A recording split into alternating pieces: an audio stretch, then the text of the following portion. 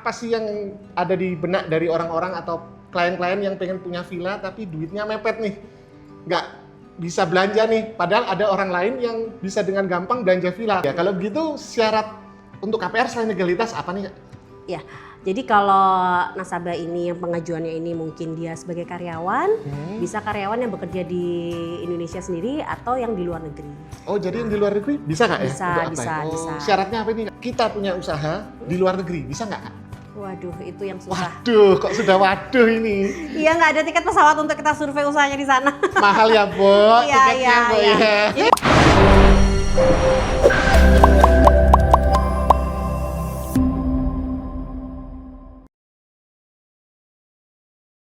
Halo, ini adalah edisi pertama dari Ngopi, Ngobrol Properti bareng Xavier Max Infinity. Bersama saya, Bernard, Expert Advisor dari Xavier Max Infinity. Dan kali ini kita akan membahas tentang masalah KPR yang seringkali menjadi pertanyaan bagi orang-orang atau klien-klien yang pengen punya villa di Bali.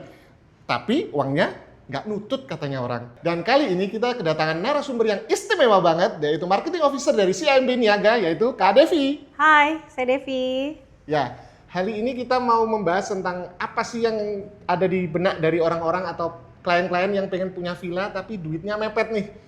Nggak bisa belanja nih, padahal ada orang lain yang bisa dengan gampang belanja villa, tapi ternyata ada satu sistem yang mereka pakai, yaitu namanya KPR. Kalau kita bahas KPR di Bali, pasti kan kita lebih banyak ngomongin tentang KPR villa di Bali ya. Dan pasti ada banyak pertanyaan dari klien-klien, apakah aku bisa apply nggak ya? Apakah keuanganku cukup nggak ya? WNA bisa apply nggak? Atau aku kerja di luar negeri, bisa nggak aku ikut apply untuk punya villa atau investasi di Bali? Nah, tapi sebelum semua itu, ada pertanyaan pertama dulu nih. KPR itu kan biasanya untuk rumah. Tapi karena kita di Bali, rata-rata klien kita kan beli villa untuk investasi. Iya. Apakah KPR untuk villa itu bisa? Iya. Jadi untuk KPR villa sendiri sebenarnya bisa. Itu yang penting legalitasnya itu jelas. Jadi dia berupa sertifikat atau mungkin bisa sertifikat hak guna bangunan yang masih atas nama PT. Nah, nanti kalau sertifikatnya hak milik, kita tinggal jual beli aja. Tetapi secara legalitas itu apakah dia ada IMB, dilengkapi IMB atau PBG sekarang namanya. Oh, Ya, gitu ya. jadi ada PBB yang sudah pecah bukan induk. Jadi secara legalitas kalau kita mau KPR-in villa, proses KPR villa itu sangat-sangat bisa, sangat-sangat memungkinkan. Yang penting dari segi legalitasnya itu sudah jelas. Apalagi terutama kalau di Bali itu dari akses tanahnya, jalannya. Oke. Jadi itu apalagi sekarang kan sudah ada aplikasi Sentuh Tanahku tuh. Betul. Nah, biasanya di sana itu bisa dicek apakah akses villa jalan itu tertutup bidang tanah atau tidak, seperti itu. Karena kalau jadi jaminan di KPR sendiri itu mesti clear. Jadi supaya tidak ada kendala sebagai jaminan gitu sih. Oke. Jadi villa-villa di Bali itu bisa di KPR ya, tapi dengan Bisa. beberapa syarat yang tadi Kak Devi sebutin ya. Iya, betul. Syarat untuk KPR selain legalitas apa nih, Kak? Ya, jadi kalau nasabah ini yang pengajuannya ini mungkin dia sebagai karyawan, bisa karyawan yang bekerja di Indonesia sendiri atau yang di luar negeri. Oh, jadi yang di luar negeri bisa nggak ya? Bisa, untuk apply? bisa, Oh, bisa. syaratnya apa nih, Kak? Nah, kalau karyawan yang bekerja di luar negeri itu yang penting gajinya masuk ke rekening, ada slip gaji, ada surat keterangan kerja Oke, gitu. oke. Dan minimal mereka bekerja di sana tuh minimal 2 tahun. Gitu. Jadi istilahnya dapat dibuktikan ya, Iya, kalau dia betul. memang sudah mendapatkan penghasilan itu selama 2 tahun gitu ya. Iya. Nah, kalau WNA, Kak, WNA kira-kira dia pengen nih punya villa di Bali, bisa nggak ya apply? Nah, jadi gini, kalau WNA selama WNA ini bekerja di Indonesia, memiliki kitas atau kitab, nah terus ada punya NPWP, karena bekerja di Indonesia kan wajib memiliki NPWP. Ya. Nah, itu masih bisa memungkinkan untuk diajukan. Nah, tetapi ada syarat lagi yang paling utama. Nah, dia harus memiliki pasangan WNI nih. Oh, Gitu. oke. Jadi memiliki pasangan WNI dan pastinya harus dilengkapi dengan akte pisah harta. Akte pisah harta. Iya, kenapa Betul. sih begitu? Karena WNA ini kan nggak boleh nih memiliki aset di Indonesia. Ya. Nah, jadi WNA-nya memungkinkan untuk maju proses kredit KPR-nya. Nah, sedangkan sertifikatnya dibalik nama ke atas nama pasangannya. Gitu. Tapi nanti data yang menjadi persyaratan dari pihak bank untuk KPR ini tetap data dari yang WNA atau? Betul, dari WNA. Oh, dari WNA. Ya, Oke. dari WNA sendiri. Jadi nanti tetap kita minta kitas, kitab itu yang KTP warna merah itu, Iya, iya. ya itu nanti syarat-syarat dia bekerja di mana seperti surat keterangan kerja, slip gaji dan rekening gaji, serta dilampirkan NPWP. Oh. Betul gitu. Berarti sebenarnya KPR ini cukup fleksibel ya. Iya. Selama kita bisa membuktikan penghasilan kita. Betul, betul. Terus kamu WNA tapi berpasangan dengan WNI. Iya. Dia punya pisah harta ya tadi apa? Iya, Sorry. pisah harta. Ya, pisah harta itu masih bisa diproses ya. Iya, bisa, Nah, bisa. kalau kira-kira ada nggak sih tips dan trik supaya KPR ini bisa cepet atau peluangnya gede di ACC? Ataukah harus DP-nya dibesarin, tenornya dikecilin, atau ada syarat-syarat lain yang mungkin kira-kira besar angsurannya itu harus berapa persen dari penghasilan? Kira-kira ada nggak nih tips dan triknya? Iya, oke. Sebenarnya sih tipsnya itu udah aja sih kalau mau KPR. Yang penting pertama itu Siapin DP ya? kalau DP itu wajib. Nah, tapi di sini yang penting itu hasil slick checking atau BI checkingnya itu clear. Artinya di mana kalau si nasabah yang mengajukan ini memiliki pinjaman sebelumnya, tapi pembayaran secara pembayarannya itu lancar. Karena dari slick checking itu akan terlihat dia bagaimana sih pembayaran kewajibannya dia selama ini lancar atau tidak. Karena itu adalah faktor utama yang mempengaruhi bisa maju lanjut untuk proses KPR-nya atau enggak. Gitu. Oh gitu ya. Nah, kalau yang kedua mungkin dari segi income, karena income itu yang penting nanti dia mengcover untuk plafon yang diajukan. Kan karena kita menghitung nih kewajiban yang sudah berjalan berapa. Nah, jadi kalau memang mengcover antara kewajiban yang sudah berjalan dengan angsuran yang akan timbul baru, itu harusnya kemungkinan besar bisa di ACC. Nah, tapi dari perbankan sendiri tidak bisa dilihat dari sana aja. Nah, termasuk dari legalitas tadi juga dilihat. Jadi kalau seandainya dari segi income dia mengcover, tapi dari legalitasnya tidak bisa dijadikan jaminan, otomatis KPR juga nggak bisa jalan. Gitu. Oh gitu ya. Kira-kira dari proses awal kita, wah aku suka nih sama villa ini nih, sampai kita mulai ngajuin KPR sampai nanti akhirnya kita bisa akad di notaris itu kurang lebih berapa lama? Anggaplah semua dokumen itu lengkap, Oke. persyaratannya cukup, Ya. bisa untuk mengajukan KPR, kira-kira prosesnya kurang lebih berapa lama sih? Oke, kurang lebih itu 2 minggu sih. Oh. Ya, pengalaman saya sendiri, saya proses dari dokumen lengkap sampai akad AJB di notaris itu 2 minggu. Ya, asalkan dari penjual dan pembelinya ini komunikatif, artinya jika ada kekurangan data cepat dilengkapi, kita paralel untuk bayar pajak juga oke, checking sertifikat, sedangkan sertifikatnya juga oke, tidak dijaminkan, itu 2 minggu. 2 minggu itu kita udah sign AJB sih. Berarti cukup 2 minggu dari awal sampai akhir itu sudah bisa diproses, tapi dengan syarat dokumennya lengkap, uangnya siap, jangan lupa, dan semuanya lancar tanpa ada kendala apapun. Nah, sekarang kita akan membahas ada apa aja sih produk-produk KPR itu? Bisa dijelasin Kak? Oke, bisa sih bisa. Kalau untuk produk KPR sendiri itu sebenarnya ada purchasing atau purchase pembelian. Artinya yang seperti tadi di awal itu aku infoin, kita bisa pembiayaan pembelian rumah tinggal, ruko, villa gitu. Nah, terus yang kedua itu ada kredit namanya take over. Nah, di mana take over itu ada debitur atau nasabah memiliki KPR di bank lain yang akan mungkin rencananya akan dipindahkan ke si IMB Niaga. Oke. Nah, kalau yang ketiga mungkin dari kredit multiguna, di mana kredit multiguna itu jaminan sudah atas nama debitur atau pasangannya yang ingin dijaminkan mungkin dananya untuk renovasi rumah atau biaya pendidikan itu juga bisa. Nah, yang keempat ada KPT. KPT itu kredit pembelian tanah. Jadi kita membiayai untuk pembelian tanah. Gitu Oke, sih. tadi kan kita sudah membahas masalah KPR pembelian ya. Nah, bisa nggak dijelasin sedikit syarat-syarat untuk kita bisa ngajuin take over tadi ya?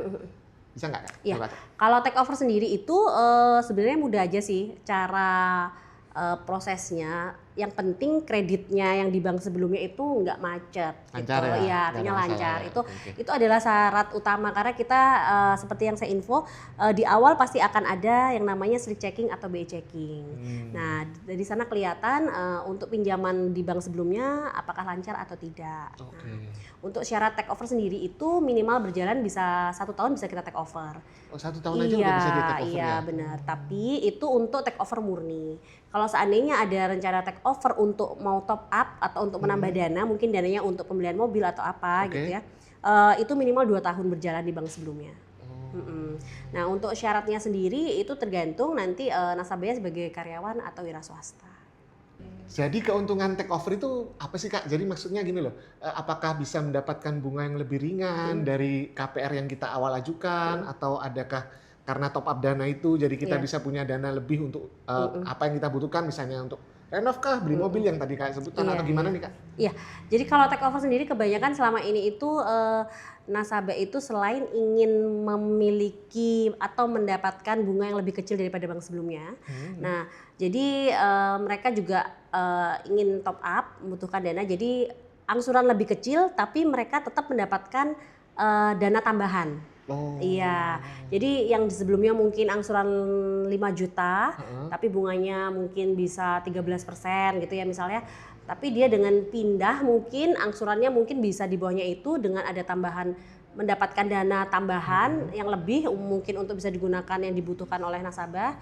Itu bisa jadi seperti itu, atau angsurannya sama tapi dana top up yang didapatkan itu lebih banyak gitu. Jadi sebenarnya itu di awal itu kalau untuk nasabah yang rencana mau take over, kita pasti akan kalkulasikan, kita pasti akan bantu hitung kira-kira berapa sih perkiraan dana yang akan didapat untuk lebihnya dengan mungkin memperkecil angsuran dengan bunga lebih rendah, tapi dapat dananya berapa gitu.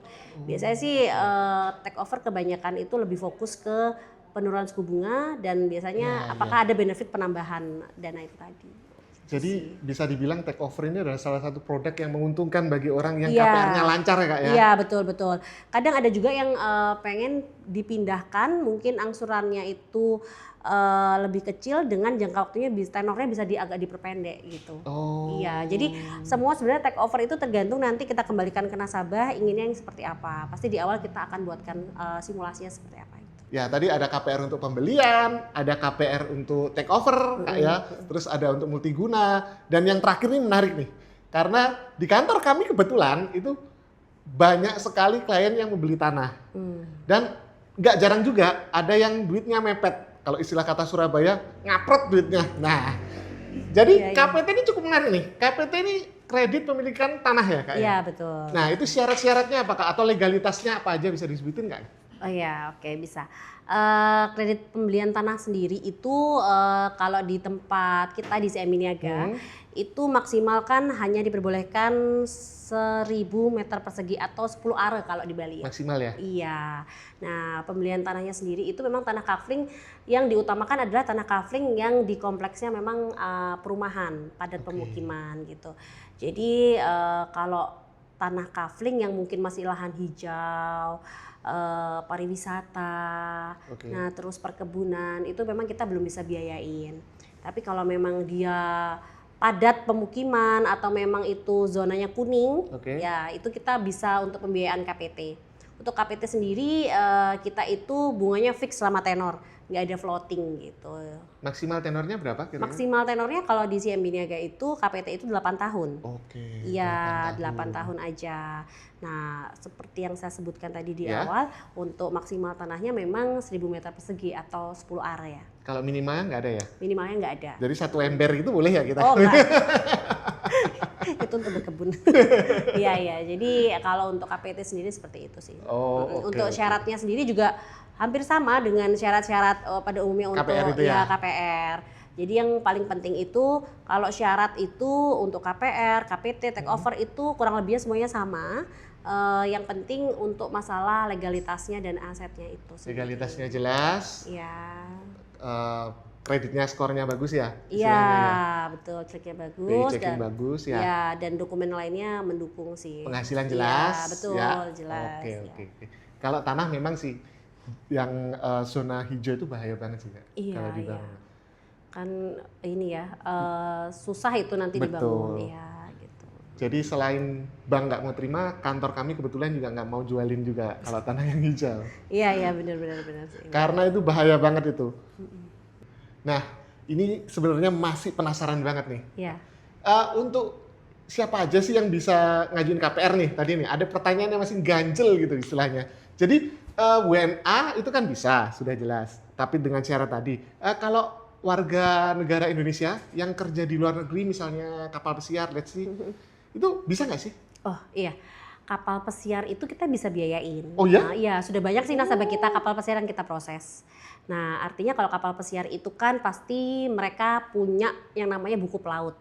Nah, dari buku pelaut itu kita nanti bisa cek sudah berapa kali si nasabah ini, si klien ini berangkat untuk pesiar. Oke. Nah, nanti kita minta itu sebenarnya treatmentnya sama sih seperti karyawan. Jadi kita minta surat keterangan kerja, minta slip gaji, minta rekening gajinya gitu. Tapi ada tambahannya itu apa sih? Jadi seperti kontrak untuk pemberangkatan lagi. Jadi kalau kapal pesiar biasanya kan sifatnya itu kontrak per 8 bulan, betul, pulang terus berangkat lagi. Ya. Nah, di situ tuh kita harus minta kontrak berikutnya yang akan rencananya dia berangkat lagi.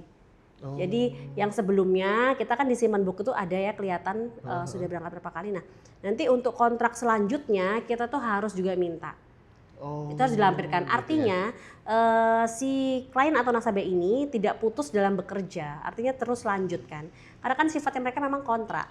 Masih ada kemungkinan untuk berangkat lagi Iya, istilahnya ya? iya. Karena kalau sebagai karyawan tuh treatment kita ada sebagai karyawan kontrak atau karyawan tetap gitu. Oh, gitu. Kalau Jadi pada dasarnya karyawan kontrak bisa? bisa, karyawan kontrak bisa kita. Kita kalau yang bekerja di hotel itu Oke. karyawan kontrak itu bisa. Yang penting minimal gajinya itu sekitar 7,5 juta itu kita bisa. Wow. Jadi karyawan menarik, kontrak menarik. itu kita bisa. Oke. Ya, kalau karyawan kontrak itu minimal 3 tahun. Minimal 3 tahun Iya, ya? Dan 3 tahun. ada kontrak berikutnya gitu ya? Betul, kontrak berikutnya pasti kita minta, kontrak yang di awal kita minta dan kontrak berikutnya kita minta. Oke. Jadi sebenarnya luas banget ya cakupan yang bisa mengajukan KPR ini ya? Iya, benar. Satu lagi nih, kalau kita punya usaha di luar negeri, bisa nggak Kak? Waduh, itu yang susah. Waduh, kok sudah waduh ini? Iya, nggak ada tiket pesawat untuk kita survei usahanya di sana. Mahal ya, Bo, tiketnya, Bo ya. Jadi kalau untuk pengusaha memang kita fokuskan untuk yang berada di Indonesia. Tapi si MB Niaga sendiri kita itu untuk di Indonesia kita bisa sampai Jayapura, Papua, bahkan di Timika kita bisa. Karena memang di Timika sendiri si MB Niaga juga ada. Gitu. Kalaupun seandainya tidak memungkinkan untuk kita kunjungan visit usahanya, kita bisa pakai yang namanya itu kalau di Indonesia ya, di luar negeri sih tidak diperkenankan. Untuk di Indonesia kita bisa pakai yang namanya itu video call. Iya, kita bisa pakai video call, nanti kita video call dengan ownernya, nanti kita lihat aktivitas usahanya. Dari sana nanti kita juga bisa lampirkan sebagai untuk mengetahui usahanya masih ada apa enggak gitu sampai saat ini gitu. Oke. Sebenarnya kalau untuk kunjungan atau visit usaha itu kalau usahanya di Indonesia itu sebenarnya nggak dipersulit sih sama kita. Jadi sebenarnya hampir semua orang itu bisa ngajuin ya? Iya, bisa. Asal pekerjaannya bisa dibuktikan, Betul. Penghasilannya bisa dibuktikan, Iya, betul. dan WNI atau WNA yang punya suami atau istri dari WNI juga. Iya, betul. Nah, dan legalitasnya harus jelas. Oke, itu yang penting karena ini mau beli villa. Iya, betul seperti itu. Ya, jadi KPR ini adalah pilihan investasi yang sangat cerdas ya, menarik dan baik hati. Enggak baik hati sih. Jadi kalau kita pengen investasi villa di Bali, tapi uangnya kita lagi-lagi terbentur dengan katanya dana mepet, ya toh, kita bisa memilih KPR ini sebagai salah satu pilihan. Karena apa? Ketika kita membeli suatu villa dengan DP yang cukup menarik, angsurannya itu bisa dibayarin penyewa loh. Bener nggak? Ya, bener banget sih. Sangat-sangat memungkinkan sih itu. Nah, jadi kita punya villa, cuman keluar uang buat DP, investasinya yang bayarin penyewa loh. Thank you Kak Devi sudah mau datang di episode pertama nih, baru perdana ini, episode pertama ngobrol properti bareng Xavier Max Infinity. Nantikan episode-episode berikutnya dan jangan lupa, ini adalah podcast yang tidak jualan. Dadah!